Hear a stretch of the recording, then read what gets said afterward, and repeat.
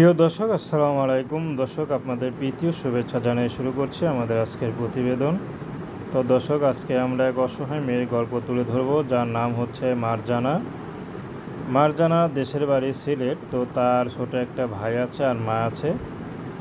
তো মারজানার বিয়ে শাদী হয়নি, বিয়ে শাদী করবে, এই জন্য ইউটিউবে আসছে। তো মারজানার বাবা কিছু সঞ্চয় রেখে গিয়েছিল, সেটা হয়তো লোন দিয়ে, ওইটা দিয়া তারা তাদের সংসার কোনো মতে চালাচ্ছিল। কিন্তু হঠাৎ করে যেখানে লোনটা লাগিয়েছিল সেই সঞ্চয় সমিতি সেই টাকা নিয়ে চলে গিয়েছে। তো এখন তাদের যে একটু ডাল ভাত খেয়ে ব্যবস্থা করবে একবেলা, সেই ব্যবস্থা করতে পারছে না। তো মারজানার মা এখন পাশের এক আত্মীয়র বাসায় পরিচিতই সেখানে কাজ নিয়েছে, কারণ পরের বাসায় কাজ করতে লজ্জা লাগে। তো এক আত্মীয়র বাসায় কাজ নিয়েছে, তো চাচ্ছে সেখানে কাজ করে হয়তো সংসারটুকু চালাবে। তো এর মধ্যে মারজানার বিয়ের বয়স হয়েছে, মারজানাকে বিয়ে শাদী দিতে হবে। তো মারজানা চাচ্ছে বিয়ে শাদী করতে, কিন্তু কে তাকে বিয়ে করবে? যারা আসে তারাই শুধু যৌতুক চায়।